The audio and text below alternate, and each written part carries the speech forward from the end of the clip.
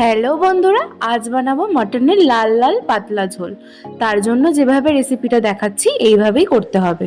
প্রথমে 700 গ্রাম মটনের মধ্যে 1 চামচ লঙ্কার গুঁড়ো, 1 চামচ হলুদ গুঁড়ো, 1 চামচ নুন, টক দই, গোলমরিচের গুঁড়ো আর অনেকটা সর্ষের তেল দিয়ে ভালোভাবে ম্যারিনেট করে রেখে দিতে হবে আধ ঘন্টা।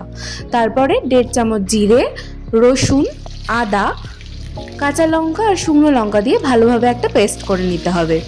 তারপর কড়াতে সর্ষের তেল দিয়ে আলুগুলো ভেজে নিতে হবে।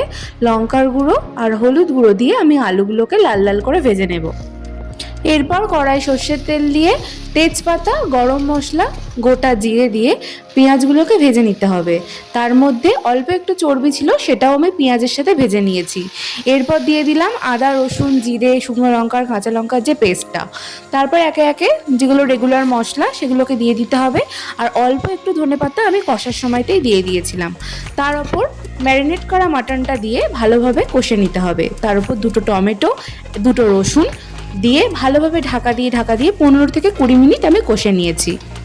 মটনের এরকম পাতলা ঝোল খেতে যেমনভাবে দেখিয়েছি তেমনভাবেই কিন্তু করতে হবে। তারপর কষানো মাটনটা প্রেসার কুকারের মধ্যে দিয়ে 5টা সিটি দিয়ে নামিয়ে নিলেই এমন তেলতেলে পাতলা মাটনের ঝোল রেডি। এবার মাটনের ওপরে গরম মশলা আর কুচানো ধনেপাতা দিয়ে সার্ভ করলেই আমাদের মটনের পাতলা ঝোল একদম রেডি। তোমরাও বানিয়ে দেখো আর অবশ্যই কমেন্ট করে জানিও কেমন হলো। আর ভালো লাগলে একটা লাইক করে দিও।